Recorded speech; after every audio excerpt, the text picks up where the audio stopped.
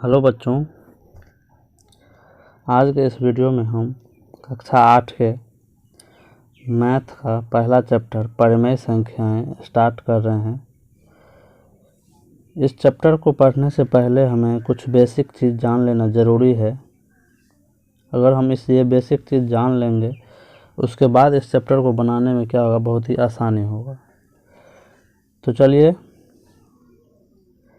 इस बेसिक को हम अच्छे से जान लें, उसके बाद हम चैप्टर को बनाएंगे। तो चलिए लेट्स स्टार्ट कर रहे हैं अब।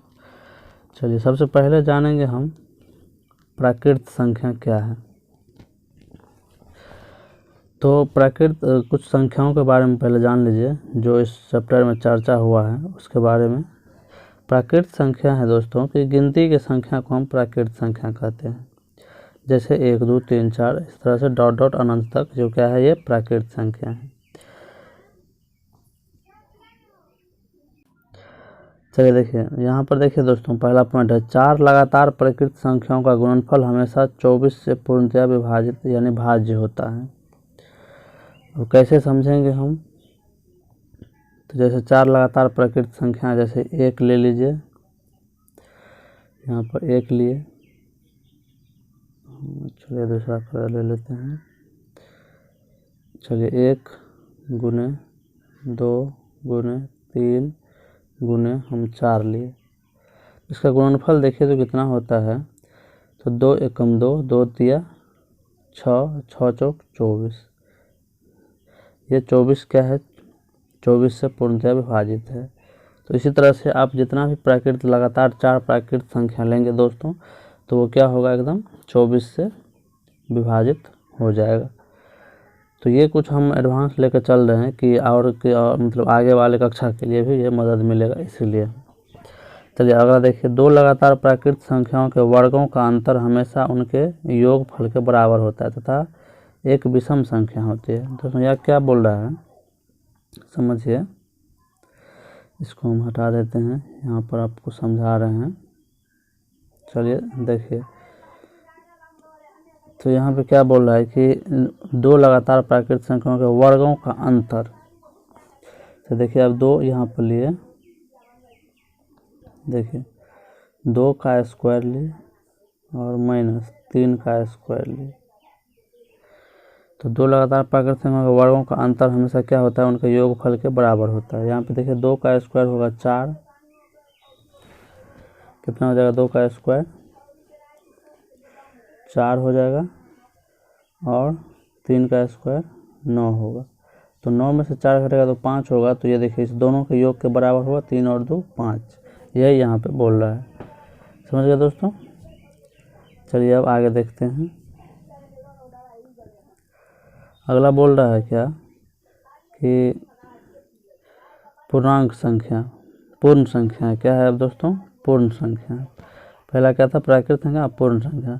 पूर्ण संख्या देखिए, प्राकृत संख्याओं में जब 0 को सम्मिलित कर लिया जाता है तो वो पूर्ण संख्या होता है। तो ये स्टार्ट होता है 0 1 2 3, सबसे छोटी पूर्ण संख्या 0 और सबसे बड़ी अनंत। इसी तरह से प्राकृत संख्या में सबसे छोटी प्राकृत संख्या 1 होगा और बड़ा जो है वो अनंत होगा।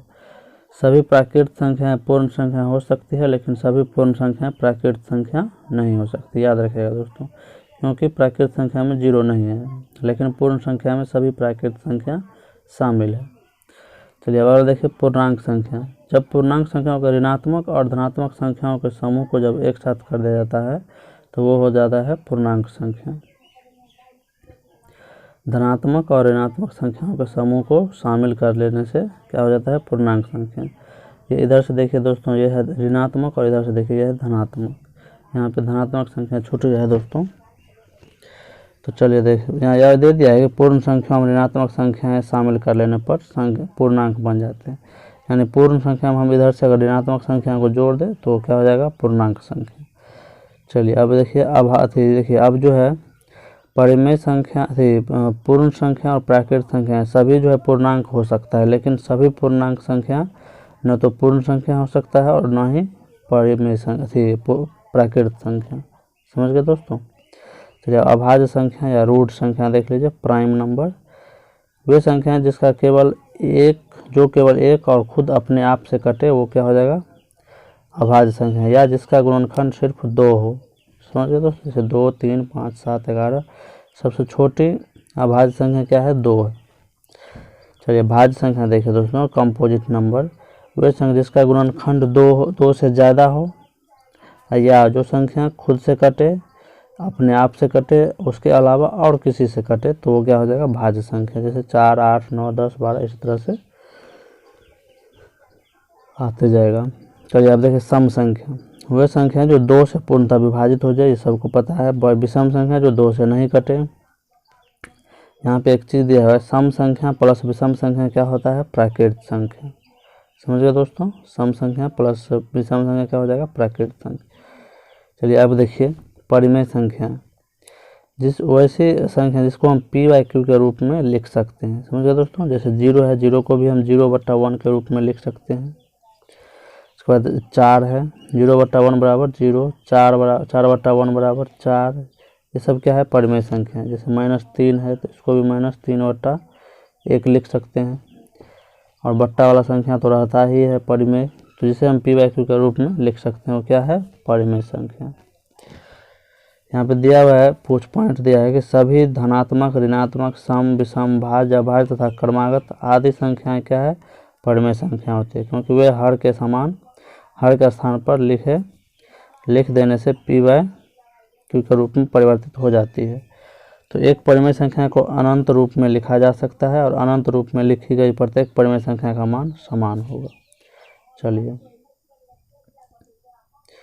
अब देखिए दोस्तों आगे कुछ और पॉइंट यहाँ पे दे दिया है कि 1/2, 2/4, 3/6, इसको हम 1/2 को हम देखिए किस तरह से हम आगे बढ़ाते रहें।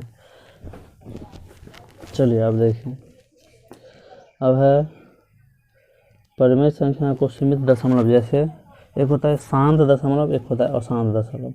जब दशमलव शांत हो जाता है तो वो क्या हो जाता है, परिमेय संख्याएं। शांत और आवर्ती, जैसे वो यहाँ पे आवृत्ति हो रहा है 1.3333, ये आवृत्ति हो रहा है, यहाँ पे भी आवृत्ति हो रहा है 5 पॉइंट के बाद 1, 4, 2, 8, 5, 7, फिर 1, 4, 2, 8, 5, 7, ये आवृत्ति हो रहा है। ये क्या है, आवृत्ति हो रहा है। तो शांत और आवृत्ति ये क्या होता है, अशांत आवृत्ति, यानी कि वो अशांत मतलब जो कटे नहीं, और आवृत्ति मतलब आवर्त, यानी कि बार बार रिपीट होता रहे। तो वो दोनों क्या होता है, एक तो शांत हो जाए कट के, या फिर अशांत आवृत्ति रहे, तो वो परिमेय संख्या होता है। बस यही बोला गया है इसमें। चलिए आगे देखिए, आगे है यहाँ पे देखिए पाई अपरिमेय संख्या है, परंतु 22/7 परिमेय संख्या है। इसका अलग जो एक मान होता है 22/7 पाई का, वो परिमेय संख्या है। समझिए, ऐसे सिंपल अगर पाई पूछे क्या है तो ये अपरिमेय संख्या है। अब अपरिमेय संख्या किसे बोलेंगे, जिसे हम p/q के रूप में नहीं लिख सकते हैं, जैसे √2, √5, √8, पाई इत्यादि। समझ गए दोस्तों।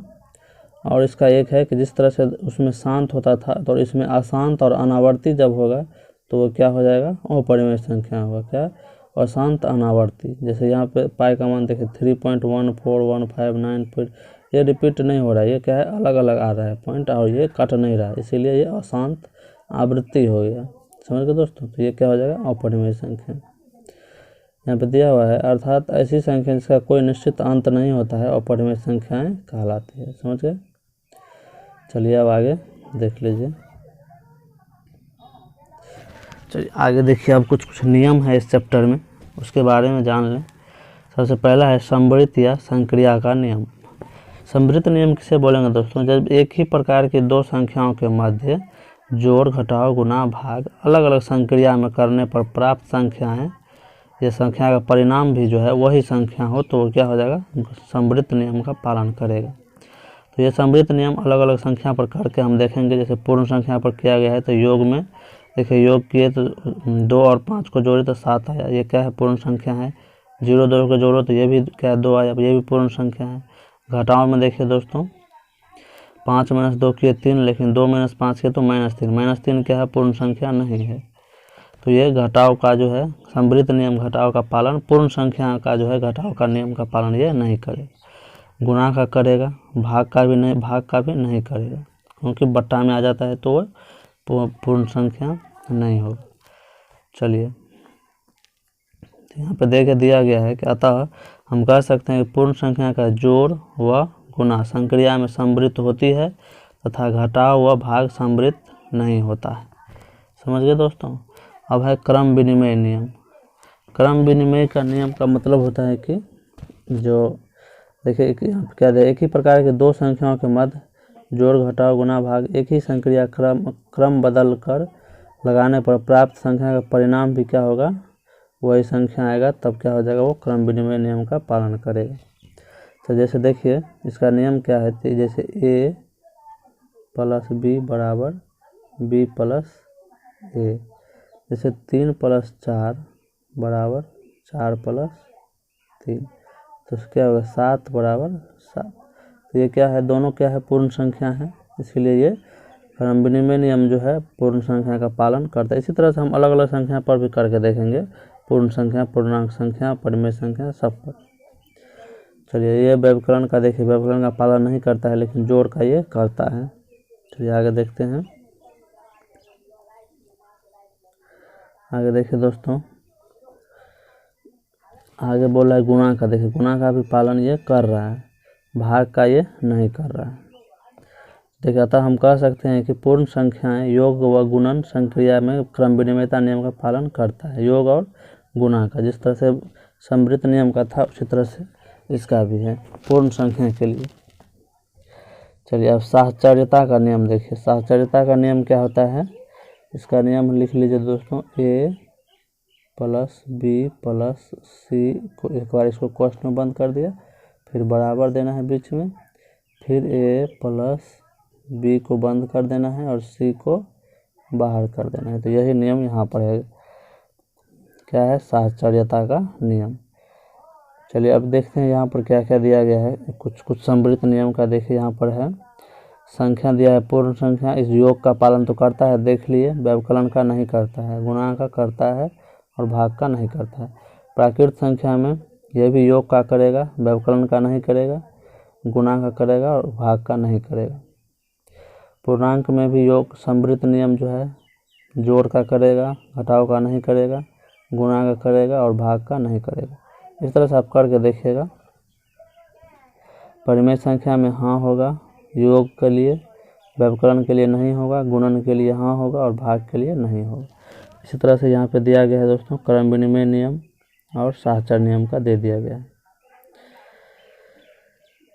चलिए अब देखिए इसमें और क्या है इम्पोर्टेंट पढ़ने के लिए। देखिए यहाँ पर,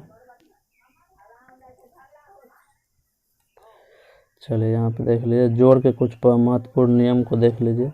जब दो धनात्मक पूर्णांक को जोड़ा जाता है तो हमेशा धनात्मक पूर्णांक प्राप्त होता है। जैसे देख लीजिए 7 और 8 को जोड़ने पर क्या है, 15 है, वो भी हमेशा क्या है, धनात्मक है।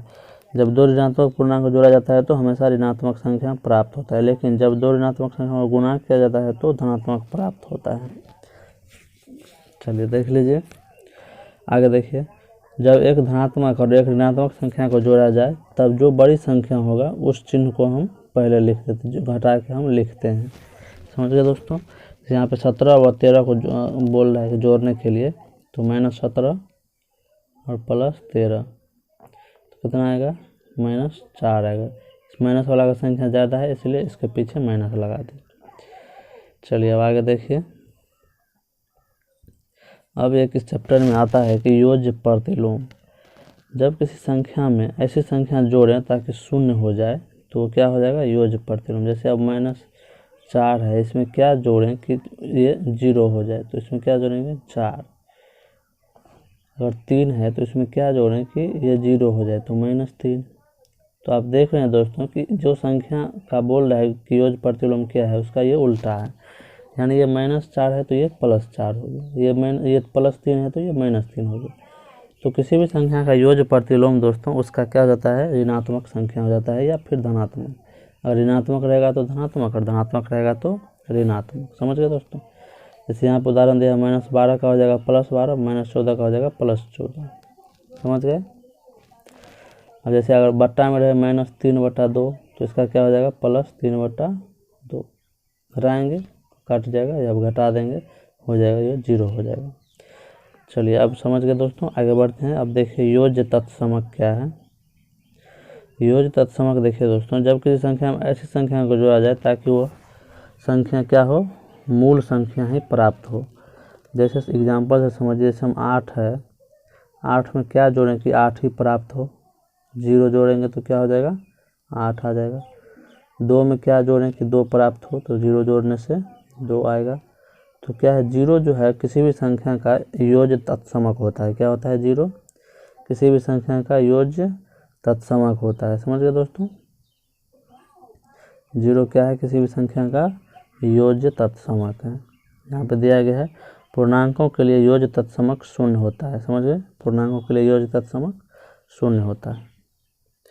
चलिए आप देखिए गुणात्मक तत्समक समझिए दोस्तों, एक है गुणात्मक तत्समक। किसी पूर्णांक में ऐसी संख्या से गुणा किया जाए ताकि वापस वही संख्या हो जाए। जैसे एग्जांपल समझिए, a गुने 1 बराबर, जैसे या 1 गुने a बराबर a ही होना चाहिए। जैसे अब देखिए यहाँ पर, जैसे 4 गुने 1 बराबर क्या हो जाएगा, 4, या 1 गुने 5 बराबर 5। तो ये क्या हो जाएगा, एक किसी भी संख्या में क्या है, गुणात्मक तत्समक है। समझ गए दोस्तों, एक क्या है, गुणात्मक तत्समक। और 0 क्या था, 0 क्या था, यहाँ पे देख लीजिए, योज्य तत्समक। क्या था, योज्य तत्समक। और 0 1 क्या है, ये गुणात्मक तत्समक है। अब एक समझिए दोस्तों, गुणन प्रतिलोम आपके चैप्टर में दिया गया है, गुणन प्रतिलोम। गुणन प्रतिलोम के बारे में हम समझते हैं दोस्तों। गुणन, देख लीजिए यहाँ पे क्या है, गुणन प्रतिलोम।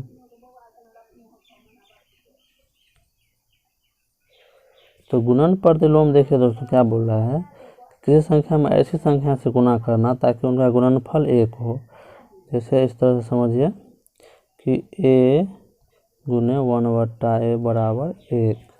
कैसे समझेंगे, तो देख लीजिए यहाँ पर, अगर 4 गुने 1/4 लिए तो क्या हो जाएगा, 1 कट कट के क्या हो जाएगा, 1।